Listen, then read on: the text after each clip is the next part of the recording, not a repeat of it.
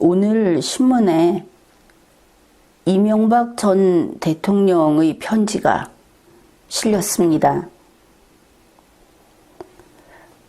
이명박 전 대통령의 편지는 한참 전이기는 하지만 때때로 신문에 실린 적이 있죠. 그리고 보니 벌써 여러 해 동안 직접 국민들에게 그리고 자기의 가까운 사람들에게 본인의 의사표시를 할 수 있는 기회를 박탈당하고 있다. 그것이 새삼스럽게 떠오릅니다. 이명박 전 대통령에 대해서 나는 대단히 후한 평가를 하고 있습니다. 그는 공무원으로서, 대통령인 공무원으로서 모범적이다. 그리고 우수하다. 이렇게 평가했습니다. 그러한 영상도 전에 올린 적이 있습니다. 공무원으로서의 이명박, 그는 공무수행 능력이 탁월했습니다. 물론 그의 필체나 그가 쓰는 글의 내용, 문장력 이런 것을 볼 때 두뇌 능력이 우수하다. 그렇게 평가합니다. 그래서 대통령이 퇴임식을 하면서 국민에게 저는 5년 동안 이 나라의 주인인 국민 여러분의 부름을 받고 이러이러한 임무를 수행했습니다. 5년 전보다 5년이 지난 지금 주인의 나라를 이만큼 더 빛나게 했습니다. 대통령은 무릇 매번 이러한 보고를 해야 한다. 그런 것이죠. 그런데 아쉽게도 그러한 보고를 한 인물로 떠오르는 사람이 바로 이명박 이외에는 별로 없었다. 물론 내가 본 시대가 그렇다는 겁니다.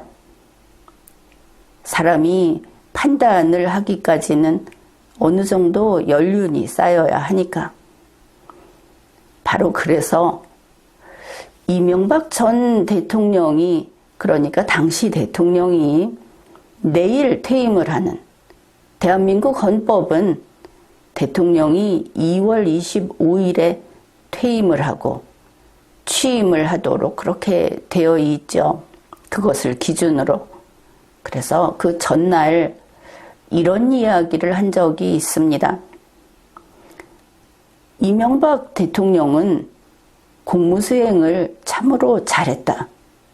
그래서 퇴임 후에도 그냥 동네에서, 시장에서 이웃으로 마주칠 수 있는 어떤 높은 성을 쌓아놓고 보호를 받고 있지 않아도 될 인물로 보인다. 그래서 그렇게 그 좋은 경험을, 그러면서 쌓았던 지혜를 우리 국민에게 나눠주는 그런 대통령 퇴임 후의 모습을 보고 싶다.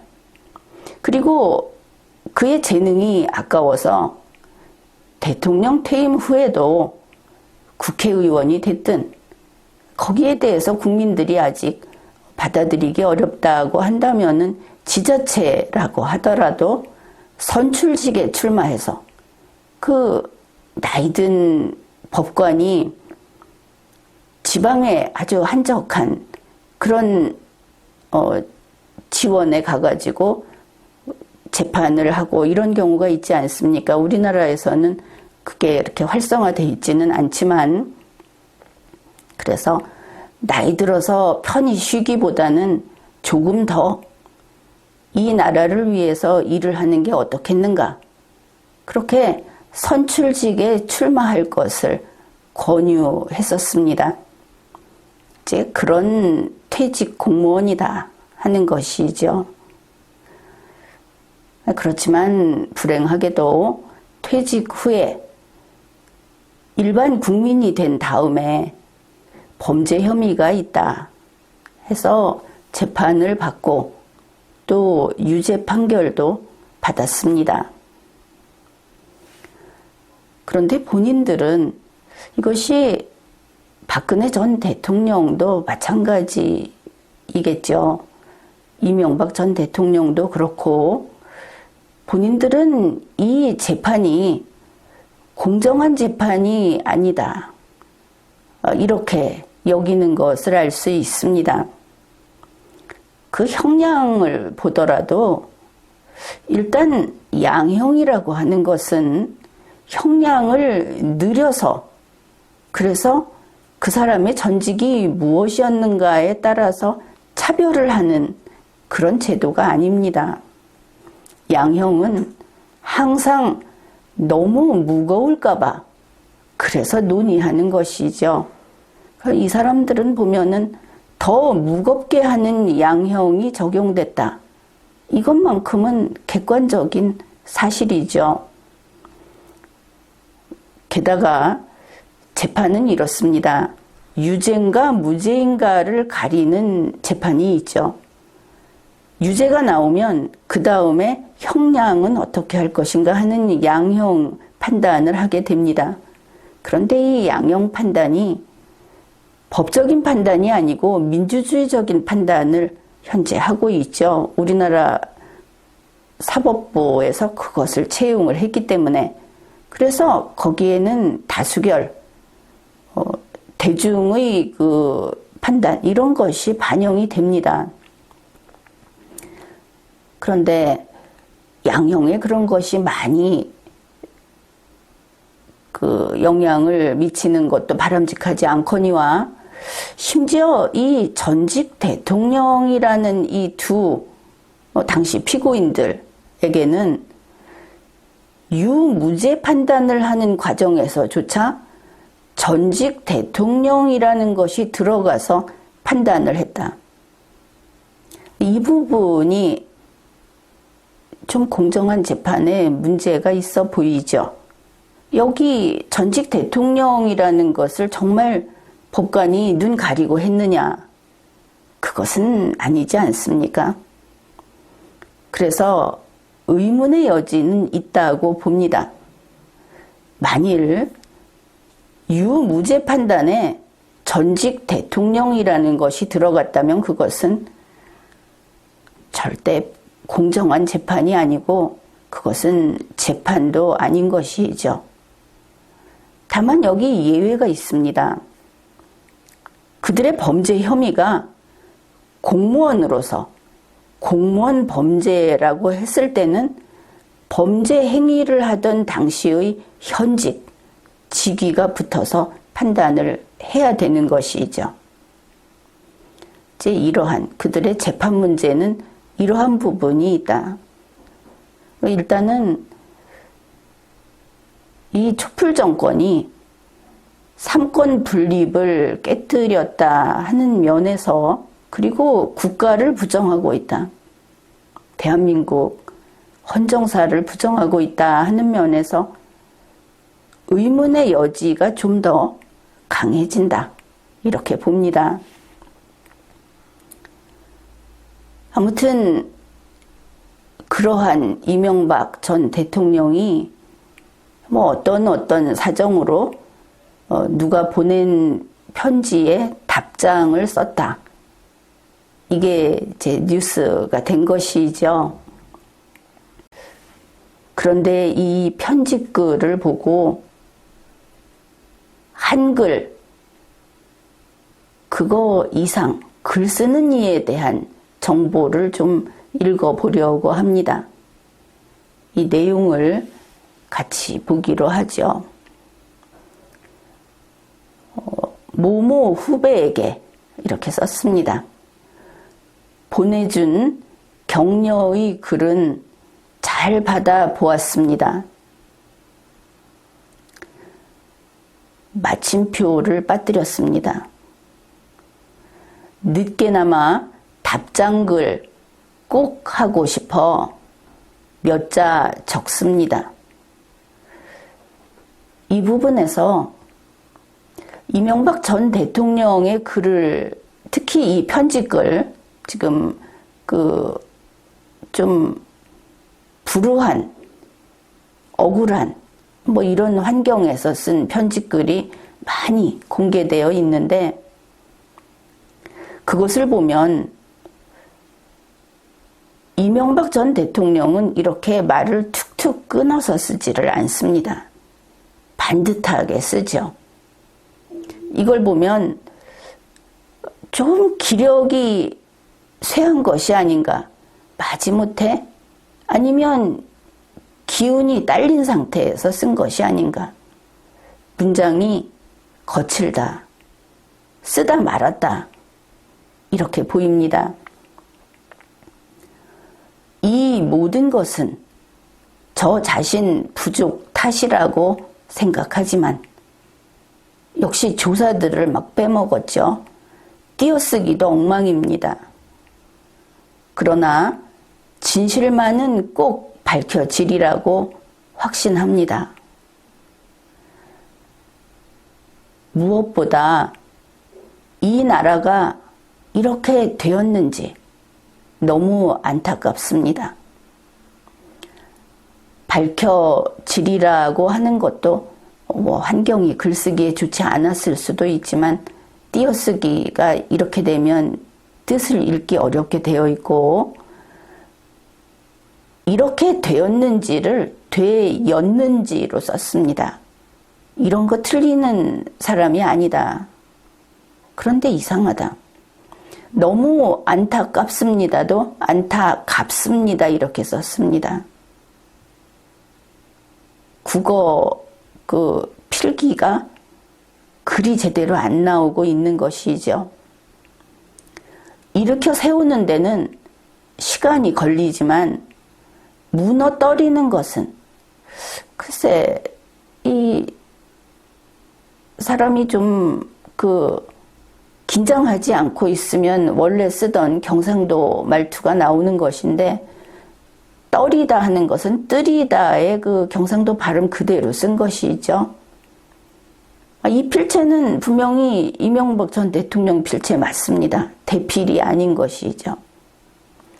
무너뜨리는 것은 순식간이라는 것을 우리 눈으로 보고 있습니다.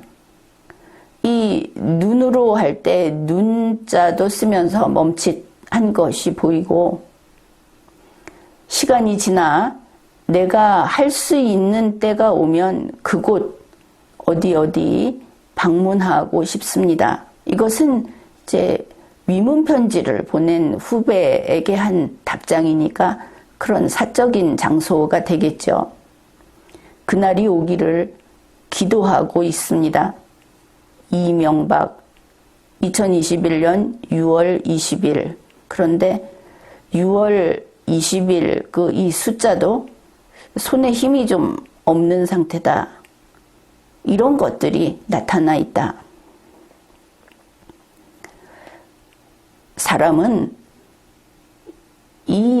특히 지적인 작업을 하는 사람은 몸이 나빠지면 당장 글이 흐트러집니다.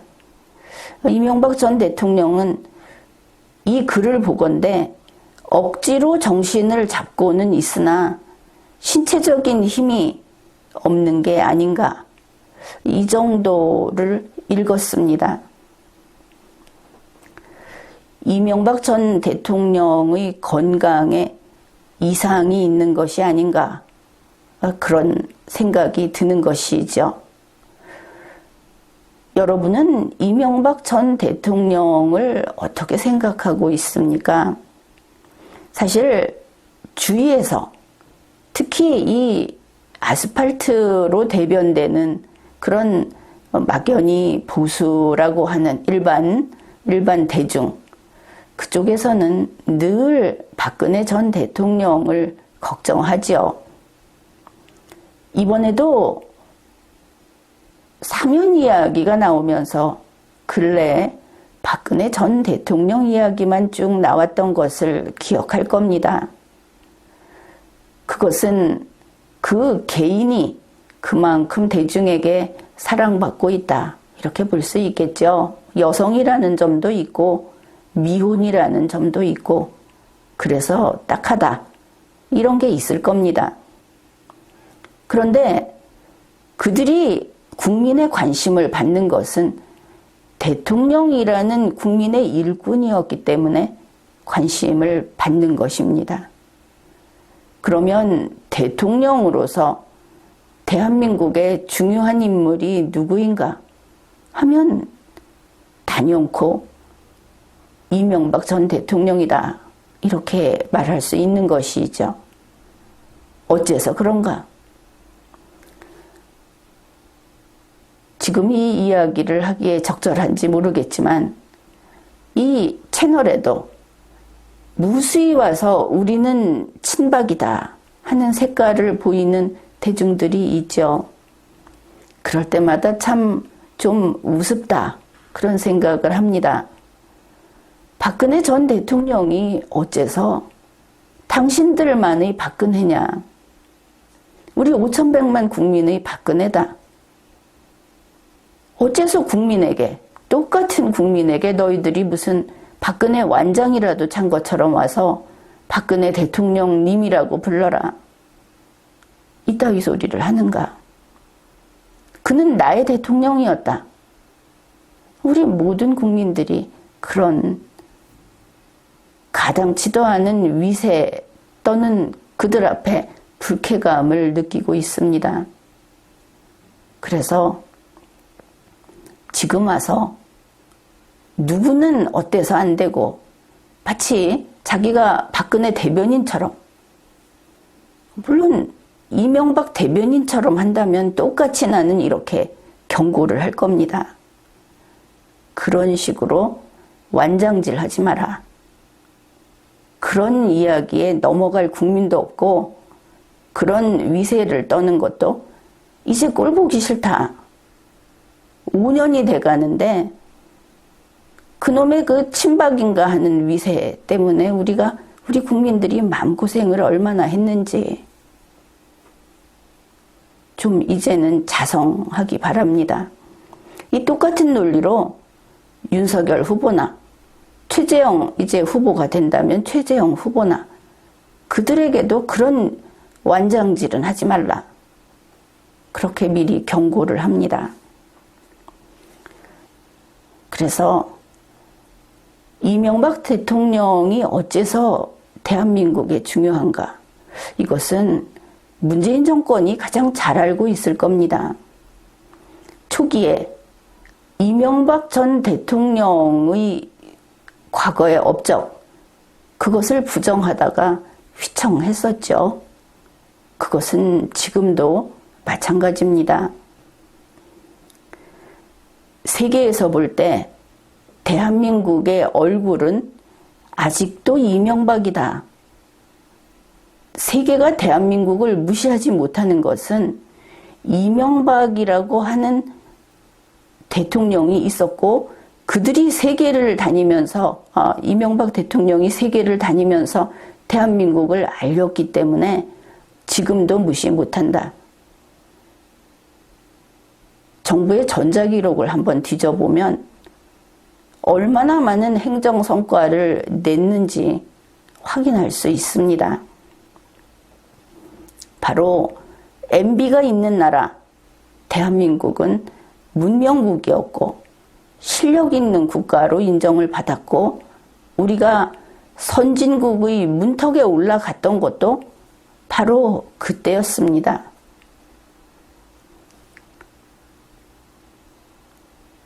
우리 국민은 우리 국민을 위해서 그리고 이 나라를 위해서 성실하게 임무 수행을 하는 공무원은 그가 어느 당의 추천을 받아서 대통령이 됐건 수고했다, 잘하고 있다, 이렇게 칭찬을 합니다.